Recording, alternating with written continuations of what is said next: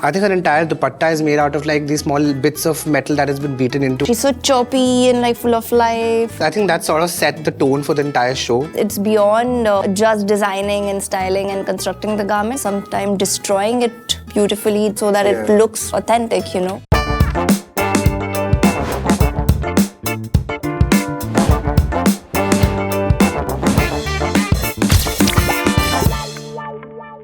So hi, my name is Lovedeep, Gulyani, and I've been working as a costume designer for the last 10 years. Actually, it's 2023 that I'm going to complete a decade. Hi guys, I'm Saloni Mahendru. I'm a costume designer and a stylist. I completed 10 years in the industry this year, and we just started a company together called Those Two. As costume designers, when we come on board, this is a very, very sort of conscious effort that we make, that we will transport you to that particular era or that particular timeline. More than like just styling, it's like costume designing as well, like which is involved in this. Creating things for the characters. So guys, now we're going to watch a clip from Padmavat. Let's do it.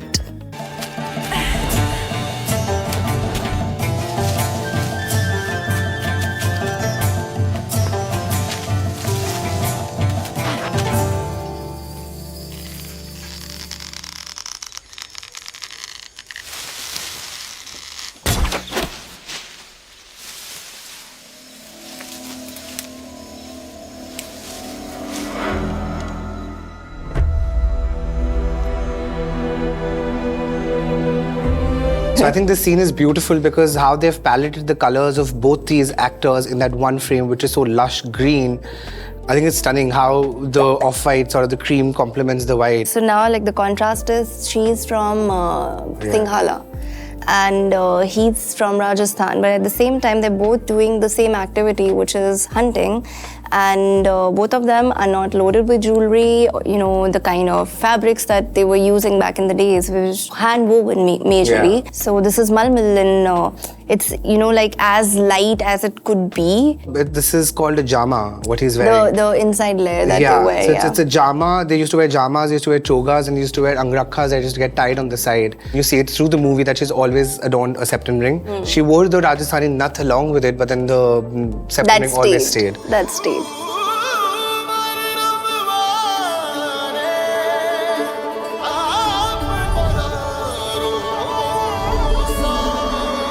So what the queen here is wearing is a quintessential Rajputana outfit, the color palette that they've used. Even the brides till date pick a pink outfit, but it's a very, very sort of Rajputana, Rajasthani outfit, which is worn by the royalty.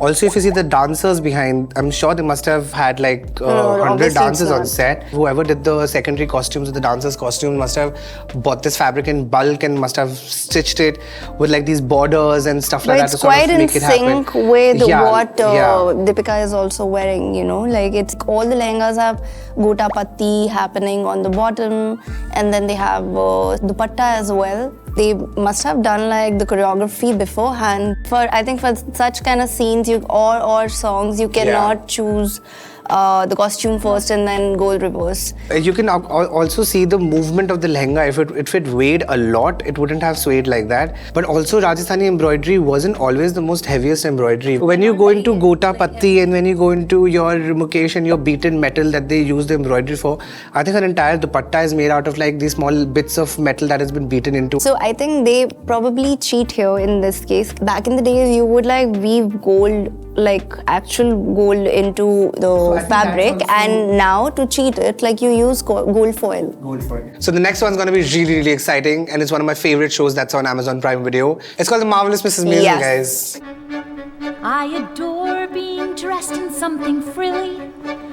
When my date comes to get me at my place, out I go with my Joe or John or Billy, like a filly who is ready at the race.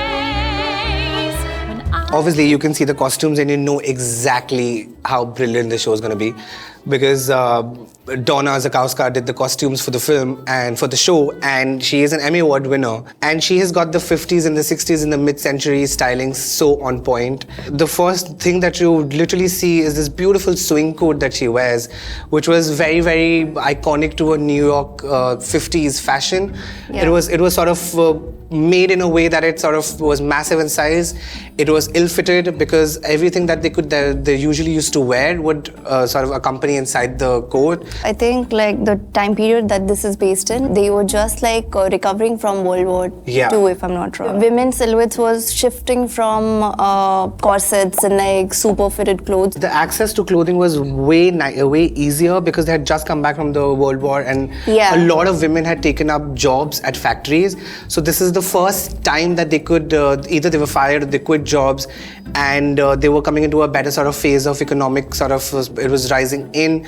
So the women sort of took the backseat and they came back home. These hats that you see were so iconic too back in the 50s, and this is it had a special name. It was called the pillbox hat. Yeah. So Midge has been seen wearing a pillbox hat a lot through the show, and this is so iconic to the 50s. I think if everybody's watched Halston, Jackie O. Kennedy made that hat really, really famous as well. And this is one kind of a brim hat that sort of covers your entire head. If you belong to a certain strata of the society, it's kind of like disrespectful if you're like, for example, not wearing gloves or the head was not covered. Love the outfit. I love how don't we all just love choppy. She's yeah, just I hilarious. love She's her. funny. She's so choppy and like full of life. And I think and sort of that reflects in her costume and her clothing a lot. As the character evolved and like she got independent, like the makeup went a little more louder, and the lipstick, the shade of the lipstick also like got a got a little bolder. And I think there was this one thing when you open the show, you see this most iconic pink coat. I think that sort of set the tone for the entire show, where you see hints of pink and magenta and that as a color in her wardrobe, literally in every scene where she goes. Susie Meyerson's office. Yes, may I speak to Susie Meyerson, please? It's about some very important show-related business. She's not in at the moment, so go fuck yourself. You might want to soften that a little. Yeah, but pretty cool, huh? Susie Meyerson's office. Susie Meyerson and Associates. What? I think it's called beatnik, like it's a subculture derived from... a lot of like androgynous sort of men's not fashion. like women who were rebel, basically. Workwear which came into like women's fashion. The costumes here in New York in the 50s, the clothing became a lot more streamlined. Your textures of the fabric became a lot more sort of... But I was just thinking, looking at it, like all the men look kind of similar. Women evolved, kind of. Women's fashion evolved. Yeah, but the fabrics evolved a lot because a lot of like, I think it was the 50s when the New York became a massive garment district because a lot was being produced, a lot of factories had come up, a lot of clothing was being made. So New York in general was influenced a lot with a lot from Parisian haute couture houses that used to bring in the fashion. Okay, so the next going to talk about Carnival Row now, which is one of, I think, Amazon's biggest show that has happened on screens, on streaming platforms to watch.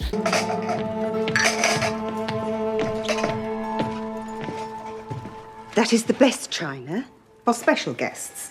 For visitors from the professions, we use the second best china. Yes, Mum. I mean, characters and costumes, I think it's just impossible to, you know, like create what was the vision without the right kind of hair, makeup and prosthetic that they've done here. So even the costumes for puck kinds, like they've used certain kind of padding to, you know, like give them certain kind of posture.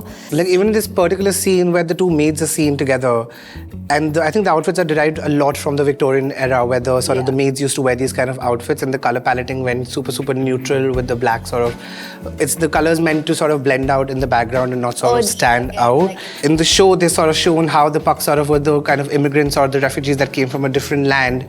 And they usually took up all the labor-intensive jobs. So again, with the prosthetics, what they did, I think it used to take 4 hours to get that whole horn piece, your forehead piece, and your wig to sort of come on. There were these very cool leggings that Joanna sort of created in the first season. Yeah, they made with like extended calf. Extended calves and sort of extended sort of thighs. Yeah. Wigsby here to see you, sir, miss. Good morning, Wigsby. Morning. I came as soon as I could. So I think it's very cool how they sort of, we were talking about corsetry in our earlier show as well. They've shown a very, very interesting part where, again, that social commentary comes in place where you try to keep the women tied in.